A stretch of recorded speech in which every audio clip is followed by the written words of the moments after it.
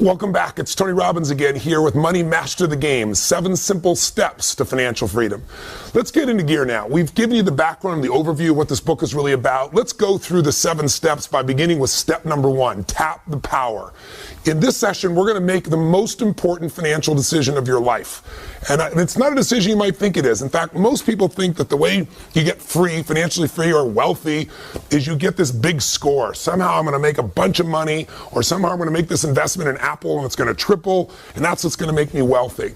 But all the research shows, in reality, people who earn a huge sums of money rarely keep those huge sums of money. And very few people really get to the number that they're really after when they're trying to make that big score. And so I really want to show you a much simpler way. There are literally millions of people around the world that have become millionaires, and they've done it really slowly and easily because they've just tapped into a very simple power. And that power I know you've heard of called compound interest or compounded growth. The idea of growth upon growth, multiplying itself. Let me explain what I mean. Early in the book, I decided one of the people I wanted to go visit with was a man named Burton Malkiel. Burton Malkiel, or Bert, is an amazing professor who's at Princeton, and I wanted to go see him because he wrote a book that's become kind of an investing classic called A Random Walk Down Wall Street. And he wrote it in the 70s, and it's still popular today. And in it, he kind of shook up the investment field because he came up with this idea saying, you know what? People should be able to have a tiny bit of money and own all of the stock market and not pay these huge mutual fund fees that are usually hidden, that are eating away at your ability to grow and compound what you have into real wealth. And he was one of the earliest people to ever come up with this idea of promoting the idea of an index fund.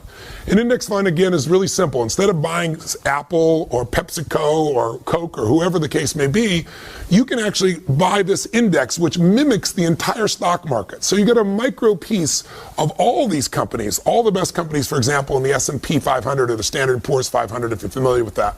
And so his idea has turned into a $7 trillion a year business. And another person I got to spend quite a bit of time with that you'll learn about here in the book and here with me is a gentleman who started Vanguard, and that's Jack Bogle. He took this idea and he bet his fortune on it. Both of these men understood something. And when I sat down with Burton Malkiel, the first thing I said was, look, I know you're a straight shooter. The guy definitely shoots from the hip. He doesn't care what people think. I said, tell me, what's the single biggest mistake that individuals make, that investors make in their life? And he said, Tony, beyond a shadow of a doubt, is they don't take full advantage of the power of compounding.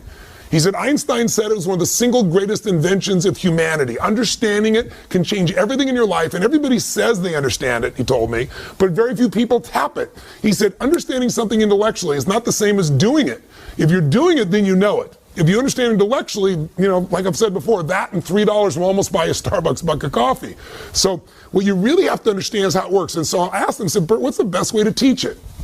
And he went into this riff, and you know, he's in his late 70s, and it was kind of like I've read him describe this before, but watching him do it there in front of my eyes, his eyes sparkled and he got all in state. You can see he's done this so many times, but it's like a great musician, you know, it's like a Bruce Springsteen going off and doing a riff there directly for you. And his riff was to tell me the story about William and James. He said, tell me, I should give you a real example. Let's say 2 guys, William and James, and let's say William starts out at 20 years old, and he starts taking a little bit of his money and just locking it down and setting aside and investing it. Let's say he takes $300 a month, $4,000 a year, and he puts that aside and he doesn't touch it, and he puts it in the stock market, and let's say over time he averages 10%, and let's say he does it in an index fund, so he's not being taxed continuously, so it grows tax-free until the time he's going to take it out. And let's say he makes that investment, stay with me now, William makes that investment from the time he's 20, puts away that $300 a month, that $4,000 a year, till the time he's 40. He never makes another investment again. That's it. And then we see what he has at age 65. And then on the other hand, he has a brother named James. And James, he doesn't get started when he's 20. He doesn't get started when he's 30. He waits till he's 40, and then he starts to say, God, I better start doing something. So he does the exact same thing his brother did. He starts putting away $300 a month, $4,000 a year roughly. He gets the same exact return, let's say of 10% in a tax-protected environment. And at 65, from 40 to 65 is 25 years. So he spends 25 years putting money in the system. Think of it, $4,000 times 25 years is $100,000. His brother, William, he only did this for 20 years. 20 to 40, 20 years, times 4,000, 80,000. So the second brother, William and James put in significantly more money into the system, done it longer, but at age 65, they both got the same rate of return. Who do you think is doing better off? I know you know the answer, but the real question is, how much better off? And that's what most people have no clue of. William, who started earlier and quit earlier, has 600% more money. Not 20%, not 50%, not 600% more money. At age 65, both these men who got the same rates of return, but one started earlier and quit earlier, he has $2.5 million for William. And James, who started later and put more money into the system, but he started later, so he got less compounding, he ended up with $400,000. A $2.1 million difference. Now that could be the difference between total financial freedom for somebody or doing okay for a while and at 70 having to get a job to be somebody greeting people at Walmart. See, this understanding of compounding is how you can free yourself from this idea that somehow you've got to make this giant score, because the more you try to create that giant score, even if you get it, usually isn't kept. And how can I say that? Because I've been in this business working with people, some of the greatest entertainers, actors, musicians, sports stars, government officials who go off and make money afterwards. And I can tell you one thing, rarely do they keep it because they've never understood how to really tap into this power. And I'll give you one more example because Bert gave it to me at the time. He said Ben Franklin, when he was living alive, there were two cities that were kind of like sister cities for him. And it was Philadelphia and Boston. He went back and forth between them. They felt like hometowns to him. So when he died in 1790, he gave both cities $1,000, but the control and the guide was they couldn't be touched. The money had to be invested and had to be left alone for 100 years. After 100 years, he already calculated what he knew it would be worth. He said they could both take out $500,000. That 1,000 would be worth 500,000, he had calculated, or more. It was actually worth a lot more. And then at 200 years, they have to leave the rest in and let it accumulate. And at 200 years, they could take all the money out for both cities. Well, both cities got a $500,000 hit from a $1,000 investment 100 years out. That's pretty amazing mathematics. When it grows, you think about that. Nothing was added to it. It was just natural interest growing, the growth that happened in the market. And then what happened in 200 years? That $1,000 had grown to $6.5 million, even though they'd already taken $500,000 out and it didn't get to compound for 100 years. $6.5 million, that's a 3,000% return. So compounding is amazing. And I know you've heard of it. I'm sure you've got examples you've heard. But what I really want to do in this particular session with you is get you to take step one to financial freedom. And that is to start tapping this power. And the way you're going to tap this power is give up the illusion that you're going to get this home run. And I'll help you with a home run. We'll use a metaphor. How about Curt Schilling, Boston Red Sox? If you're a sports fan, you know about this man because he went to 2 World Series. Brilliant man. He made $100 million in income. $100 million. Now check this out. How much does he have today? He's bankrupt. In fact, he's not only bankrupt, he's upside down $50 million. How's that possible? Because when people make huge sums of money, no matter how much money we make, have you ever noticed that we seem to find a way to spend it? And you say, that's impossible. But when you make that much money, you buy yourself a business or you buy an island, and guess what? You can be upside down so quick it makes your head spin. How about, if you're old enough, maybe you remember LA Confidential and the woman who won the Academy Award for that, Kim Basinger. Or maybe if you've really been around a while, you remember 9.5 Weeks. She was the highest paid actress of her day. She was getting $10 million a movie at a time when no one ever dreamed of those kinds of numbers. But guess what? Today, she went through bankruptcy. She bought a little town, paid $20 million in Texas for a town, made some bad mistakes, and went bankrupt. I could give you a list that'll make your head spin. I mean, some of the greatest people that found themselves, if not bankrupt, completely busted. People like Willie Nelson, Marvin Gaye, Francis Ford Coppola, who did Godfather, for God's sakes. These are people that made more money than most people ever dream of. Or how about Mike Tyson? Mike Tyson made $500 million in prize money. He actually earned $500 million and then went bankrupt. In fact, he was upside down $27 million. Michael Jackson reportedly had a contract for almost $1 billion, and he couldn't make the payments on his ranch, the Neverlands Ranch, of $25 million. And after he's passed away, people have made a fortune, like a lot of artists. But at the time of his death, things are pretty rough. So it doesn't matter how much money you have. In fact, most people describe what happens with, let's say, a fighter, even somebody as brilliant as Money Mayweather, brilliant guy, unbelievable fighter. But if you talk to nobody less than 50 Cent, his former friend and partner, he said, let me tell you what he does. He goes out and he fights, he gets the money, he spends the money, and then he fights. He said, and he carries around a Louis Vuitton bag full of literally $1 million in cash, just in case anything special happens he wants to take advantage of. So God forbid if something happens to this man and his ability to fight, he could be in real trouble. We can't do that. And it's easy to make fun of somebody else and go, well, look at what they're doing. But don't most Americans really, instead of fight, say work, earn the money, spend the money, work? That cycle is the worst cycle on earth, and that's a cycle I want to get you out of right now, today, by tapping the power and making step one the most important investment decision in your life. So what the heck is it? Well, what if you decided that you were no longer going to be a financial trader? What are you talking about, Tony? I'm not a financial trader. I don't invest in stocks. I don't do that stuff all day long. Most Americans are financial traders, even though they don't think of themselves that way. Why? Because if you're trading time for money, you're making the worst financial trade in the world. Your goal, and the goal I have for you with this book, is to make money your slave. You want money to work for you so you don't have to. Until that happens, you'll always have some level of uncertainty or fear or stress or insecurity, because there's only so many things that can happen that mess up your income flow and you're in trouble. What would it feel like if you could build what I would call a money machine? Something that made money while you slept. Something that literally every day of your life, even if you weren't working, could provide you an income without ever having to work again. Because see, I ask people all the time, what are you investing for? And people say, well, I don't know, I'm doing my 401k so someday I can retire, or I'm investing so that I can get, more assets or a bigger nest egg. No, you're not. You're investing for one thing and one thing only. You're investing because you want an income. You want an income that will last longer than you live. In fact, I mentioned before, the number one fear of baby boomers today is that not they're going to die. That's their number two fear. The number one fear is I want to run out of money while I'm alive. And millennials have the same fear because, according to statistics, about 70 to 75% of the people are going to run out of money before they die. And we're all living longer. So the chance of that happening is off the charts unless you and I create a money machine. What does that mean? It's really simple. The most important financial decision of your life is deciding that a portion of all the money you earn in your life is yours to keep. That you're not going to give it up. It's for you and for your family, and you're going to keep a portion of what you earn forever, and you're going to grow it. That you're not going to give it to, Kate Spade. You're not going to give it to the Gap. You're not going to give it to whoever you normally gave it to. You're going to keep that for yourself, and you're going to grow it into something that literally will make it so you don't have to work as long as you live.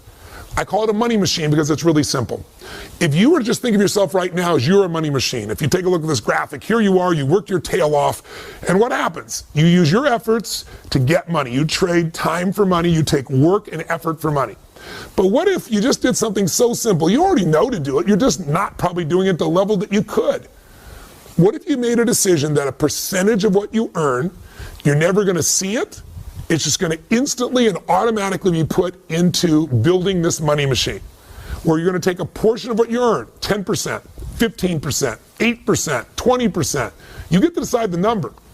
But a portion of what you earn, no matter what, before you ever see it, it's almost like a tax, but the tax is paid to you instead of the government. The tax is for your future self. The tax is about creating financial freedom, so you're not like most people who end up their life being stressed out all the time, where you're the person that can do what you want, when you want, where you want, with whomever you want, because you got freedom. How do you get there? You take a portion of this money that you've done right now and you've earned, you automatically start to fill up this money machine. And just visually imagine, as you work, more goes in, you fill it up, and there's a point. A tipping point, if you will. We call the tipping point a critical mass. There's a point where the money you've saved and invested will have grown to a point that there's enough there that if you were to get just a small return on your money in a secure environment, the income off your investments, just the income, the investments are still there, the money is still there, that critical mass, that nest egg is so big that the interest you make on it alone, that interest gives you the income you need to live your life as long as you live without ever having to work again as long as you live, period. Now, I have that privilege. And I'm fortunate to have helped a lot of people establish that who thought it would never happen, because they don't understand that when you take that little piece aside, you're not just putting in this money machine. If you're smart, if you do what we show you in this book, the other 6 steps, that money won't just sit there accumulating. That money is going to grow. That money while you sleep is going to make more money and grow and grow and grow. So you get to that critical mass, that nest egg, that peak number where the income frees you for the rest of your life. Now here's what's ironic. And I mentioned this before, but I want to reinforce it for you. If you do this, you will get to the point where you won't have to work. And then I will warn you in advance, you will work. And the reason why is because the secret to financial freedom is not having to work. It's not working.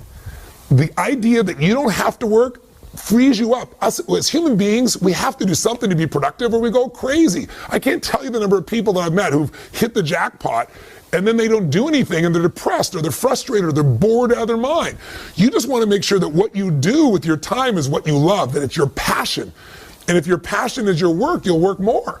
In fact, it used to be that the game, remember, was get rich and retire at 40. And now the game is get rich and retire at 80 or 75 or 85. Like I've told you, my friend Steve Wynn, 72 years old, still going there. Warren Buffett, 84 years old. I mean, you can go to person after person after person. The people who make the most money, people who make more than $750,000 a year, the vast majority say they'll never retire, or if they retire, it'll be in their late 70s.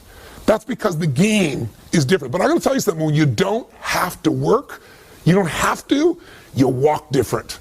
You talk different. You feel different. You go, Tony, well, that sounds like a pipe dream to me. That's because you don't understand compounding.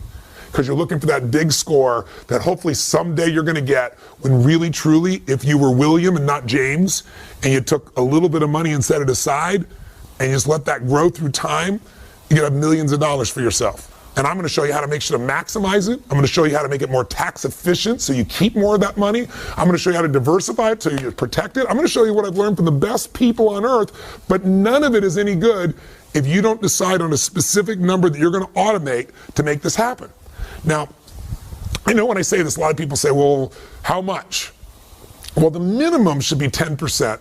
And ideally, in the world we live in today, if you're 40 or above, 45, you should be looking closer to 15% because you have less time to use compounding. So you got to load the system with a bit more. And first thing you'd say, I'm sure many people is, are you kidding me? I don't have that kind of money. I'm spending everything I have right now to keep my credit card bills going, to keep myself going. Everything I earn, I spend. That'll always be true. It doesn't matter how much money people make. Trust me, I've been there myself. You know, I went from barely surviving, trying to figure out what to do, to earning extremely well, and then barely surviving because I overspent. And I mean, it's just the nature of human beings. Our vision gets bigger, we have more resources. But if you will draw a line in the sand and you don't have to think about it. The thing that Burt Malkiel told me, he said, Tony, the secret to it all is you got to pick that number, and then you don't change it. It's like a tax, and you don't see the money. We'll show you how in the book here. You automate it so that money is taken out immediately. If you run your own business or you go to work somewhere and they raise our taxes by 5%, 8%, 10%, you're going to hate it. You're going to be mad as hell, and it's still going to get paid. That's just the way we are as human beings. So why not create a freedom tax? And it's really not a tax at all. What about a freedom gift? I call it the Freedom Fund. What you want to do is decide right now, what percentage, and by the way, I'm going to mention one thing. You might say, well, Tony, I'm already doing this. I'm already contributing my 401k. Then I want you to decide right now, and I'm going to show you how to maximize your 401k. I'm going to show you how to get rid of the fees in your 401k. They're eating up your compounding. You're compounding fees if you don't know what you're doing in this area. But if you're already doing this, I want you to pick a number right now that you might increase to. And before you pick the number, whether it's 10 or 15 or 20, whatever that number is, you're going to want to decide it and not change it, other than increase it maybe in the future.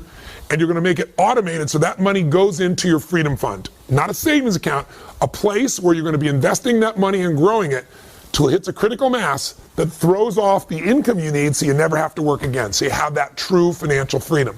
So if you're saying, well, Tony, I don't know how I'm going to do this, let me give you 2 pieces to help you think about this. I could name dozens of stories or examples of people that I've met over the years who started with nothing and became wealthy because they just took a little piece off and forgot about it and let it grow and grow and grow and grow. But I'll give you one of my favorite examples, Theodore Johnson. This is a man who never made more than $14,000 a year in his entire lifetime. He worked for UPS, and he only did one thing different than most people. At late stage of life, in his late 80s, he's worth $70 million. He did not inherit any money. All the money came from compounding $14,000 a year. How did he do that? He committed to one thing. He decided 20% of all he earned was going to be set aside. Every check, every bonus, every situation, 20%. There was no excuses. He'd have to find a way to do things differently, earn money other places, but that 20% was sacred. And it compounded over a lifetime for him and gave him $70 million. In his late 80s, he donated $35 million away, still had $35 million, and guess what? Never made more than 14 grand. I mean, there's no excuse. When you understand the power of compounding, it's game over. But you gotta get beyond your knowing what it is to acting. And that's really what I'd like you to do right now. So right now, why not make a decision right now in this moment and say, this is what I'm gonna do. I'm gonna stop trading time for money. I'm gonna make money work for me. I'm gonna make money my slave. And I'm gonna make a decision right now that no matter how hard it may seem in this moment, I'll get used to it. I've got to decide a number that I'm gonna set aside, and that number's not gonna move, and I'm gonna automate it. What is that number for you? Is it 10%? Is it 15? Is it 18, 20? Is it, gosh, I got to at least start with 7? What's the number going to be? Make a decision right now.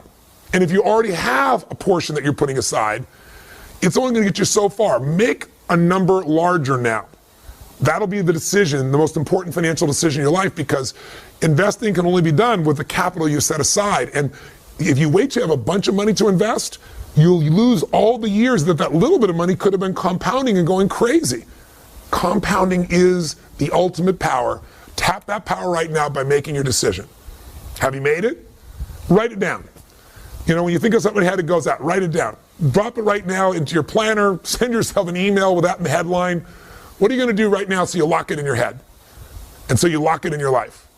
And then the question is, how do you go about automating that? Just open the book, chapter 1.3. It'll walk you through how to do it. You can go to Schwab. You can go to TD Ameritrade. There are a variety of people that can automate it, so it takes right out of your check into holding place. You say, well, then where will I take that money? Where will I invest that money? Those are the steps to come. First step is get in the game, and the only way you're going to be able to get in that game is start to tap the power by automating. Now, if you're sitting here right now saying, Tony, all this is well, and I've heard this before, I know compounding, then, you know, but I just don't have any money to invest. What am I going to do? Then I'd like you to tap into the power of behavioral economics.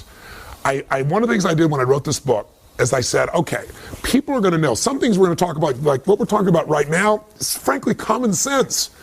But common sense is not too common. Have you noticed that? People know it, but they aren't doing it. So I said, I want to get people to do it. So I went and met with a whole series of Nobel Prize winners of behavioral economics. And the behavioral economists are guys that spend their entire life, and women, focusing on what is it in human nature that makes us screw up financially? And what technique can we use to get beyond our minds so that we don't need discipline and we automatically get the right results? What these behavioral economics experts do is they basically study the human brain and human nature, and they try to figure out what is it in our nature, the way the human brain works, that makes us make the wrong decisions when it comes to finances. And one of those things has to do with the fact that, you know, we want these things, we give more value to things that are immediate than in the future. Like what is in front of you right now seems more real than 10 years from now, even though 10 years from now you're going to get there, and if you don't do something now, it's going to be painful. And so a lot of these experts have figured a way to get around your own nature with these little behavioral tricks. So it doesn't take discipline to make it happen. So for example, Shlomo Bernartzi, who's from UCLA, and Richard Thaler from Chicago, both came up with a brilliant system called Save More for Tomorrow. Let me explain how it works. So if you right now say, Tony, I know I've got to save. I know I've got to get, I've got to start tapping the power of compounding, but I'm spending every dime I have and there's no way out. First, bullshit. I'm sorry, but I just got to say bullshit. You can find a way. If it's your entire life and future depends upon it, don't accept that. We all get what we tolerate. There's a way to find it. There's something to cut. There's something to create. There's some way to add more value. We'll get to that later. But with this system, what they said is, look, if I said to you, next week we're going to meet and we're going to have this meeting would you like to have some fresh fruit or would you like to have chocolate cake? When they do this research with students, about 80% of the people say, no, I'll have some fresh fruit, especially in an environment that is somewhat health-oriented and so forth. But when they get to the meeting a week later, exactly the opposite, 80% reach for the chocolate, the chocolate cake. So it's always easy to diet in the future. And similarly, when I say you got to take some money today and invest in it, your brain says, oh, I don't have any room for that, there's no time for that. So what Shlomo and his partner Thaler did is they said, what if we let people save more tomorrow? What if you said to people today, make a commitment today that when you receive your next raise of any sort, that raise will then be put aside for savings in your freedom fund, into building your financial future. And interestingly enough, most people are saying, I'm willing to do that. I can't do it right now, but I'll do it in the future.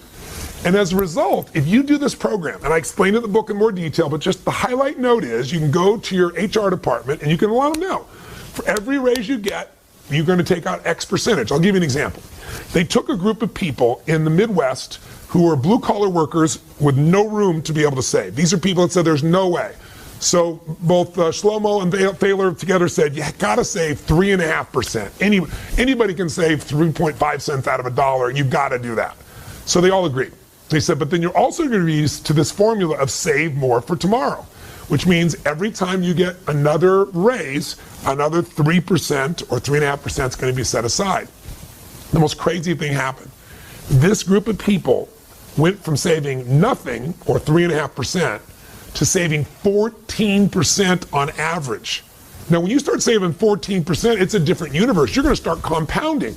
Get this, 65% of these blue-collar workers who never saved anything in their life were saving 19%. Now, when you start saving almost 20%, that's what made this man with $14,000 a year end up with $70 million. That's the power of compounding activated. So here's what I'm going to say to you. There is a way. And if you say, Tony, well, but there isn't. Okay, I'll agree to do this in the future, but what if I don't get a raise? Well, if you don't get a raise, I'd say to you, learn to become more effective. I always tell people, find a job where your raise becomes effective when you do. Either own your own business, get yourself in sales, do something where you have some control, or start a little business on the side. We can talk about those things later, but for right now, let's pretend you can't get any more money anywhere. How could you still do it? You can save and get that money to invest. Save something you're spending money on. How about this? Take one night a week and don't go out to dinner. Order a pizza in, watch a movie at home instead of going out to the movies. You'll save at least $40. In the world we live in today, probably a bit more than that. If you save $40 a week by just having a pizza, not going out for dinner on one of those nights, or not going out spending that money, $40 a week sounds like so small amount.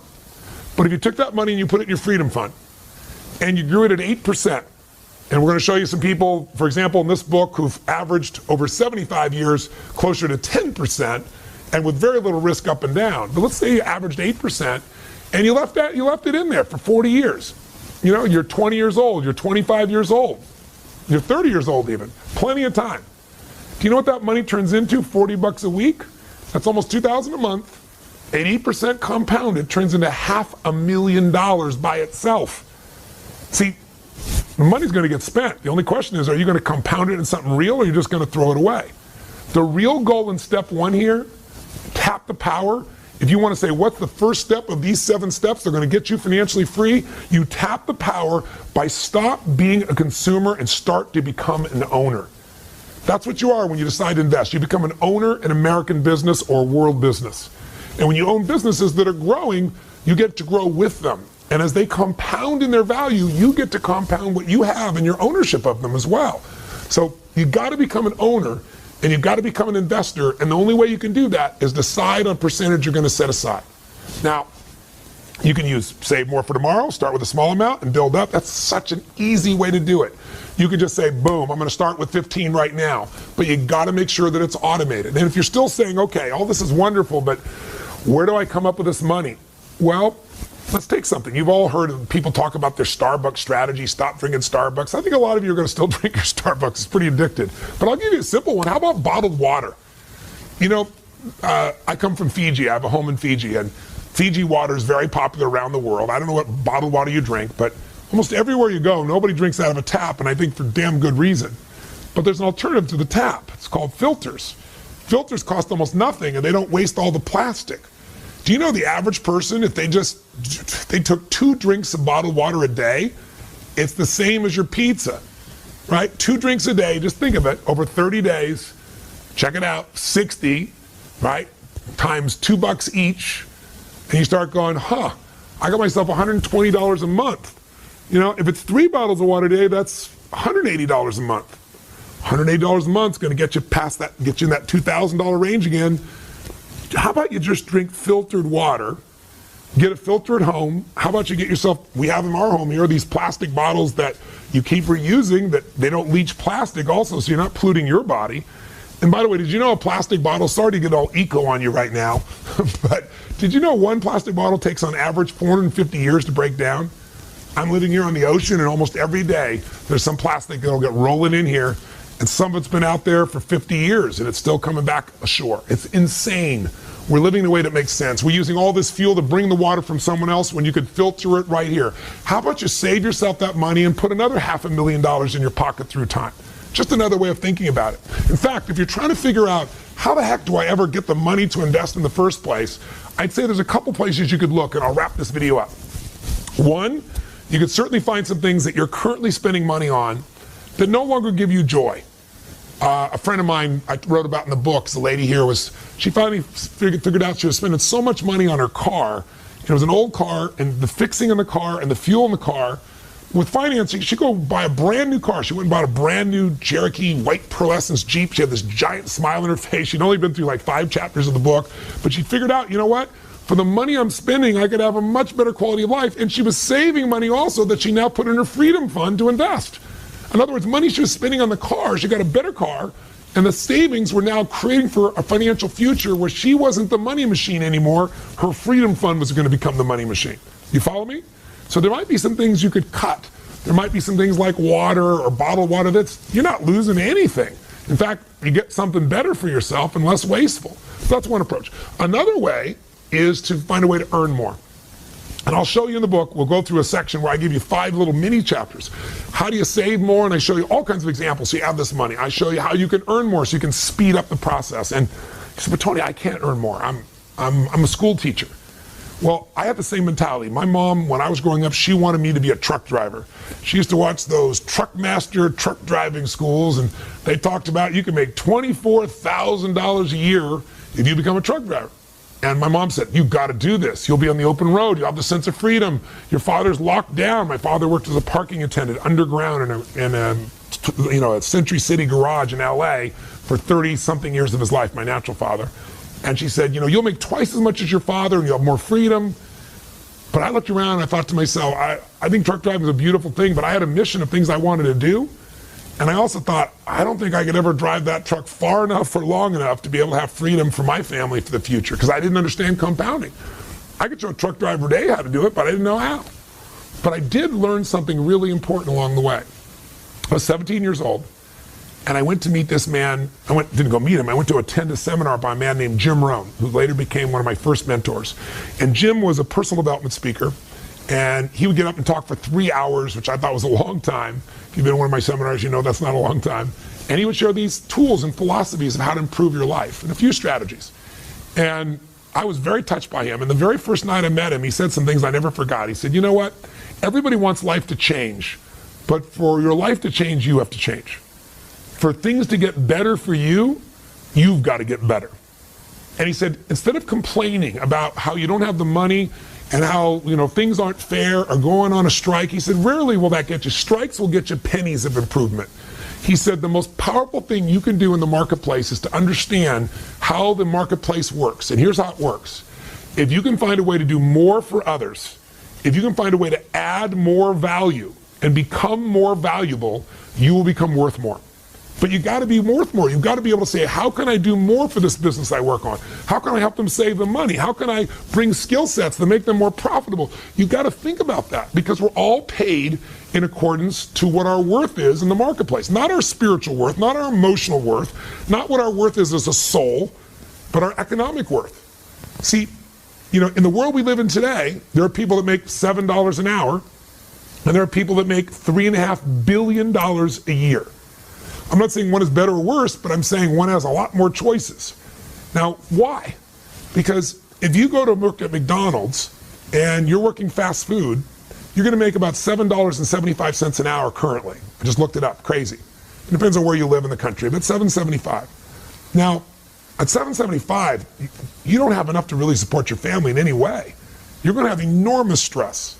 And we could say, well, we should make that number larger. But in reality, the reason you make $7.75 if you work at McDonald's is because almost anyone can be trained to do that job, especially the way it's automated today, in about an hour, maybe 2. But if you're going to earn more, you've got to be able to give more, do more, create more. And I don't mean just work harder. You got to do something that adds more value. David Tepper made the most money of anyone last year in personal income. He made $3.5 billion with a B. And that's because he's a hedge fund guy. And we live in a world where the majority of people are putting their money in a bank where they're getting virtually no money, or maybe 25, a quarter of 1%, maybe 1%. And this man got people invested with him a 40% return. Now, when you get 40%, that changes your life. Some people, if you're getting a quarter of a percent, if you're getting 1%, it's going to take you a couple decades to double your money. At 40%, you're going to double your money in very short order, less than 2.5 years.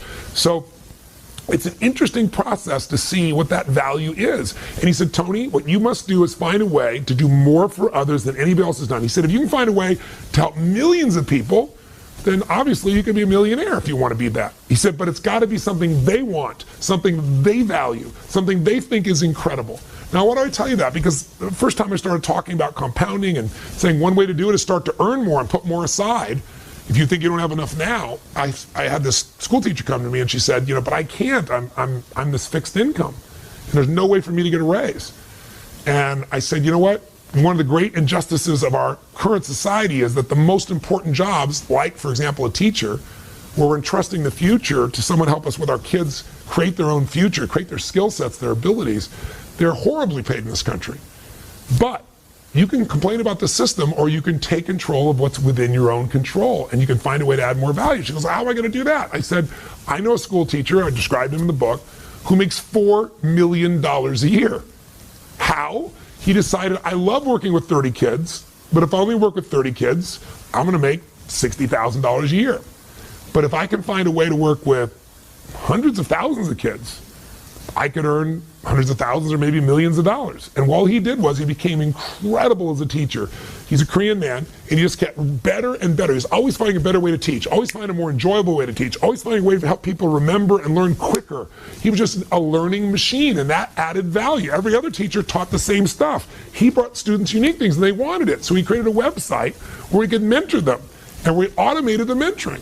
He now makes $4 million a year. So I'm just saying this to you not to say you have to make $4 million a year, but my bet is with some creativity, you could come up with something that could bring you an extra $300 a month. And $300 a month, invested over time, could easily bring you $1 million just based on the math and types of returns I described to you earlier. Not a bad thing. If you found a way to do something bigger, all the more power to you. I got a chance, I was on the Today Show one day, and they called me up and they said, we got Warren Buffett, and we want to have you on, and we're going to have the woman who is the youngest female billionaire in the world. And she has this company called Spanx. And I said, what is Spanx? If you're a woman watching, I'm sure you're smiling, laughing. He doesn't know what Spanx is. Most men don't know what Spanx are, but I guess it's kind of an undergarment that women use to help them effectively shape their body under a dress. This woman, she had no idea how to become a billionaire. It wasn't even her goal to be a billionaire. She just wanted to solve a problem that a lot of women have. And she was on her way to a party, and she cut some pantyhose up and created this little device. And then she thought it was a great idea, and everybody said it was stupid. And she tried and tried and tried and heard no, no, no, and she just wouldn't give up. And then finally she got someone to make some, and then she sold some, and then she eventually got an Oprah. And now Spanx is a multi-billion-dollar business, and she's the youngest female billionaire in history. So I want you to know there's a range from school teachers to this one was working at Disneyland. There are people that might want to make $100, $500, $1,000 more a month. And if you find creative ways to earn more by giving more, by creating more, the answers are there. I just want to get you going. I've got a whole chapter on this, but what I don't want to leave this section with you doing is thinking, I can't do this. And I'll just give you one last one. Another way you get the money to grow your financial future is keep more of the money you have. So I've got a whole chapter here in the book on really, it's the secrets of the ultra wealthy that you can use too. And you'll find it in section 5 of the book. And in fact, it's chapter 5.5 if you want to look it up when you go there. And what it is if you're trying to get financially free, you have to remember what is the most expensive cost that you have in your life. I mean, what is the deepest thing you're going to spend money on in your life? And for the vast majority of humans in this country at least, and North America and most Western nations, it's taxes. And so taxes, you got to understand, in this country, the IRS, their job is really simple. They're not mean people. I mean, they're mean people in every industry, so I'm sure there's some. They're like Switzerland. Their job is to get as much money as they can from as many people as they can every year. And your job, according to the Supreme Court, is to use all of your ethical capacity, everything that's ethical, everything that's legal, to pay the least that you can, and you have that right. That's not being not democratic. Now, I paid plenty of taxes, tens of millions of dollars in taxes, and I'm really grateful that I have the ability to do that at this stage of my life. But I also have learned from all the best investors that I've worked with, I'm talking the best on earth, they all know that tax efficiency is one of the ways to speed up how to get from where you are to where you want to be. Because if you can keep more of what you have and compound it, you're going to do even better. And there's a tool that ultra wealthy people know and use. It's IRS sanctioned. The IRS supports it. And very wealthy people and very wealthy organizations use it. And it allows you to grow your investments literally in an environment where it can be not just tax deferred, but tax free.